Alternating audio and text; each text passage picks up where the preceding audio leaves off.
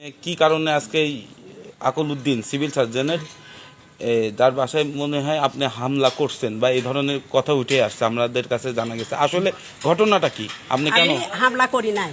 হ্যাঁ, হামলা আমরা করি নাই। আমার হচ্ছে কাজ, আমি চলমান কাজ, আমার বকেয়া বেতন পড়ি রয়েছে। তাহলে সেই কাজ কেন অন্য জায়গায় দিচ্ছে? সে আমার কাছ টাকা চাইছে, আমি 10 লাখ টাকা দিচ্ছি। আউটসোর্সিং এর কাজ, আউটসোর্সিং এর কাজের জন্য আপনার কাছে কত লাখ টাকা চাইছে? মেলায় চাইছে, আমি 10 লাখ দিয়েছি। মেলা কত টাকা চাইছে? 40 লাখ মতো চাইছে। 40 লাখ টাকা। 10 লাখ টাকা আপনি কি দিয়েছেন? হ্যাঁ, দিয়েছি। এমন কি প্রুফ আছে আপনার কাছে? আছে তো বটেই। আচ্ছা, ঠিক আছে। এখন আর তার পরবর্তীতে আর কি চাচ্ছে এখন? এখন অন্য লোকের সে বেশি দিয়েছে, আমি হয়তো বেশি দিতে পারিনি, এই কারণে সে তাক কবে দিয়েছেন এই টাকাটা? দিয়েছি 1 সপ্তাহ আগে।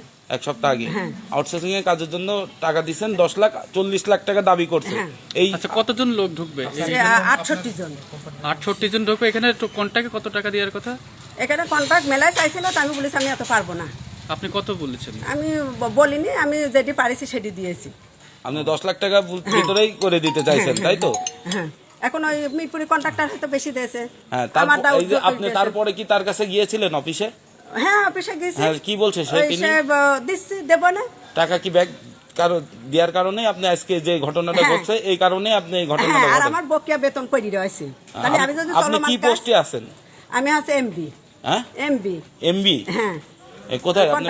আমার লাইসেন্স আছে, সবকিছুই আছে। বিষয়টা কি শোনেন, সে জানে যে আমি কোন জায়গায় রয়েছি। তাহলে সে বেতনের জন্য সেও কিন্তু ঘুরেছে। তাহলে আমার এই বেতনটা দিইনি, তাহলে আমি যদি চলমান কাজ না পাই, তাহলে বেতন তো আমি পাবো না। 1 কোটি টাকা বেতন দেয় জনগণের, 46 জনের। 1 মাসে সিবিটি প্রকাশ নাই বলে 11 মাসের বেতন দেয়। 1 বছরের বেতন 1 লাখ টাকা দিত। তাহলে সে জানে যে এই বকেয়া বেতন যদি না পায়, তাহলে এই জনগণ তো এসে হামলা করবে ওর বাড়ি। আমার বাড়ি যাবি নাকি? আমি তো হচ্ছে কাজের জন্য ঘুরছি, কিন্তু কাজটা আমার না দি কেন অন্য লোকের দিব?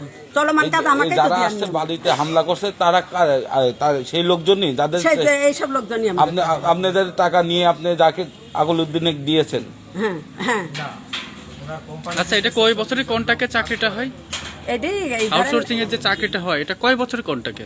এটি হয় আছে যদি সিবিটি প্রকাশ থাকে 3 বছর করতে পারে, আর সিবিটি প্রকাশ না থাকলে 1 বছর। এই 1 বছরের বেতন দিয়েছে, পরে আমি নবায়ন করে নিয়ে আসি। সেই বেতন দিলে না, ইনি শিখা দিল আনোয়ারের নামে কেস করবো। আমি কিন্তু তাও করিনি। তাহলে বোঝা উচিত না যে ভালো মানুষ না হলে এরকম করে। আনোয়ার হোসেন আছে, সে সিভিল সার্জন ছিল প্রথম, যখন সিভিল সার্জন ছিল। তাহলে সে যেখানে এই বেমানি করলো আপনি কেস করে দেন, আমি কেস করিনি। তাহলে বোঝা উচিত না যে এত ভালো মানুষ কোন পাবো আমি। তাহলে আমার কাজটা আমাকে না দিয়ে আর এক জায়গায় বেশি দিচ্ছি। আচ্ছা, আপনার প্রতিষ্ঠানের নাম কি? আপনাদের লাইসেন্স? CSR industry limited. আপনার ওই লাইসেন্সের নাম? আর আমার সব কাগজ আছে। একটা কাগজের জন্য আমি হচ্ছে টেন্ডারটা টপে দিতে পারিনি। সেই কাগজটা বের হয়ে আছে, কাজও আমি বের করে নিয়ে আসি। কাজ কিন্তু আমি বের করে নিয়ে আসি, ওর ক্ষমতাও নাই কিন্তু আনার কিন্তু সিভিল সার্জনের নিয়ম, তাও আমি বের করে নিয়ে আসি। নিয়ে আসি সেই মানুষ অন্য জায়গায় বেশি দিচ্ছে, কিন্তু নিয়ম আমার বিক্রি করছে। এটা কি আপনি বলতে পারবেন? এই যে মিরপুরীর নাম রাজেন কি আমার মনে হচ্ছে নাকি। এখন শোনেন, আমার কিন্তু চলমান কাজ, এই কাজটা কিন্তু আমারই দেওয়ার নিয়ম, অগ্রাধিকার কিন্তু আমার বেশি। তারপরে এরকম বেমানি কাজ কেন করি? আরো টাকা লাগে কত? আর কোনো তার ভিতরে আর কোনো অভিযোগ আছে কিনা আপনার ওই আকলউদ্দিন সাহেবের বিরুদ্ধে? বিরোধী তো আছেই না, একটা তো বললেন যে আপনার ওই কিছু লোক 22 জনের টেন্ডার পাবো বলে কিছু লোক দিয়েছিলাম, তার বদলে তার টাকা দিয়ে আসা হয়েছে। এটা কবে দিয়েছেন? এটি দিয়েছি প্রায় 1 বছর আগে। ওই যে সাক্ষী লোকও আছে, কত টাকা জানেন, ওই 10,000 20,000 এরকম করে দিয়ে আসি যে না আমার লোকগুলো থাকে। সে মানে এইরকম বেমানি করলো কেন? জানে না আমি কেমন মানুষ, আর আমি তো কোন জায়গায় রেছো জানে না। এই কাজটার জন্য আমি ভিখারি হয়ে গেছি, জানেন।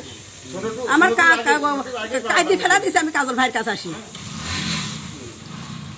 ঠিক আছে, ভালো থাকেন। আচ্ছা, আপনার নামটা একটু? সন্ধ্যা রানী। আপনার বাসাটা? বারখাদা তীরমোহনী। বারখাদা তীরমোহনীতে। এত ক্ষেপ কিসের জন্য? ও জানে না আমি কোন জায়গায় রয়েছি? হ্যাঁ, ও তো বোঝা উচিত যে এই বেচারিটা কোন রয়েছে, আমি কাজটা কেন ওই মন্ত্রণালয়তে বলে দিয়েছে যে হচ্ছে টেন্ডারটা দিয়ে সিএসআর ইন্ডাস্ট্রিকে পক্ষে লিখে দেবেন যে তার চলমান কাজ সেই পাবে। আর সে কেন এই কাজটা করল? টেন্ডারটা কবে হয়েছে? এই যে 20 তারিখে দিছি টেন্ডার। 20 তারিখে দিয়েছি, ও আশায় দিচ্ছি আর ঘেস করি এ দেখেন বৃহস্পতিবার কি বুধবার মঙ্গলবারে মিটিং হয়েছে, বুধবারে ওয়ার্ক অর্ডার দিয়ে চলে গেছে সে, আর বলছে 27 তারিখে আমি হচ্ছে ব্যাক ডেটে দিছি, উত্তর দেওয়ার অধিকার না, ও তো ডিমোশন হয়ে গেছে, ও তো এক ধাপ নিচে নামেছে। এটা কি আমি ডিজি অফিসে যাই পর্যন্ত কব। ওখানে কি চাকরির যে আপনি একটু পুরোটা বলেন যে ঘটনাটা কি আর সে আপনার সাথে কি প্রতারণা করলো এটা বলেন তো একটু। প্রতারণাটা করলো কি, কে করলো প্রতারণা, কে করলো বলেন, প্রথম থেকে বলেন। আকুলউদ্দিনই করেছি, সিভিল সার্জন আকুলউদ্দিন। আমি কাজটা বের করে নিয়ে আসি, নিয়ে আলি পারে আমি কিন্তু তার কাছে ফোন দিয়েছি যে স্যার আমি কোন টাইমে দেখা করবো, তো বললো না লাঞ্চের টাইমে দেখা করি, এখন টেন্ডার হয়নি, সার্কুলার দিয়েছে, দেওয়ার পরে আমি তো জানছি চলমান কাজ আমাকেই দেবে, সেই মানুষ আমার না দিয়ে আরেক জায়গায় দিচ্ছে, আমার বকেয়া বেতন পড়ি রয়েছে 2 বছরেরই যে পড়ি রয়েছে, সেখানে 1 বছরে এখন যদি এই কাজটা না পাই তাহলে বেতনটা আমি পাবো না। এই 1 বছরের বেতন ধরেন অলরেডি পড়ি রয়েছে, মন্ত্রণালয় পড়ি রয়েছে, আমার এইটি আমার লাইসেন্সে আসলে সেখন আমাকে বেতনটা দিবি, অগ্রিম বেতনও দিবি, আবার চলমান কাজের বেতনও দিবি। তাহলে আমার জনগণ যদি বেতন না পায় তাহলে তো এই বাসা ঘিরবি নি বলেন। কাজটা দিল না কেন? দিল না ওই আনোয়ার হোসেনের জন্য, আনোয়ার হোসেন বললো ও কোন শিখা দিল, আনোয়ার হোসেন কে? আনোয়ার হোসেন সিভিল সার্জন, ওনার নামও কেশবী, উনি বললো যে হচ্ছে দিচ্ছি বলে আস্তে আস্তে আমার একদম মানে দিলই না।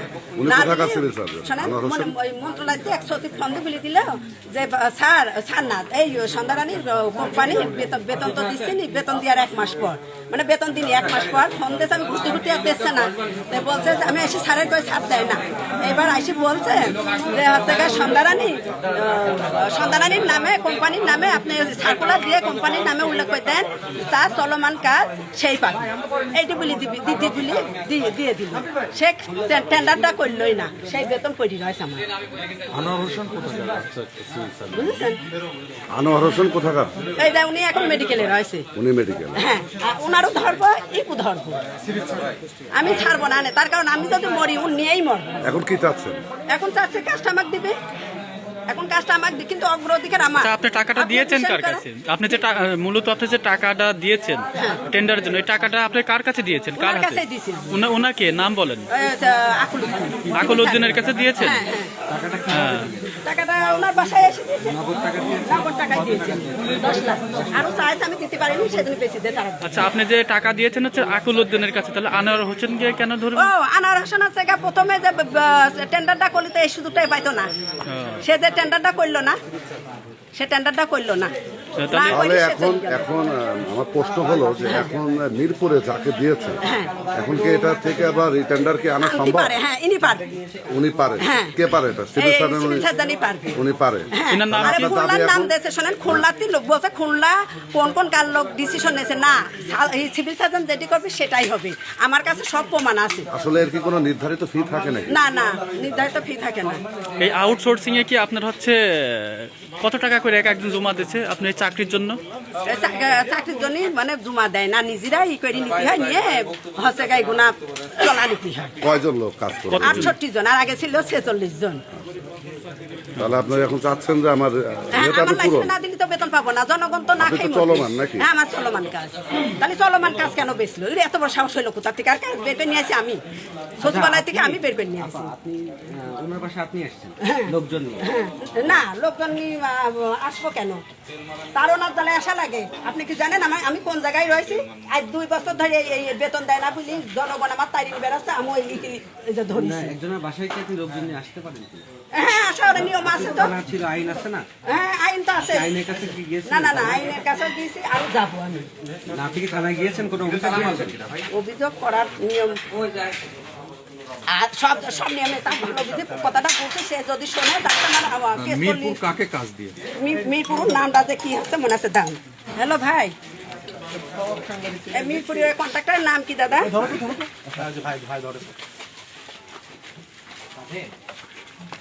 খন্দকার মঞ্জুরুল আলম। প্রথম থেকে আচ্ছা রাখেন, সৈয়দ মঞ্জুরুল আলম। উনিকে কাজ দিয়েছে, তাই তো? ওনাকে দিয়েছে। আপনি কি এই বিষয়ে কি আপনি আইনের কাছে কি গিয়েছেন কিনা? হ্যাঁ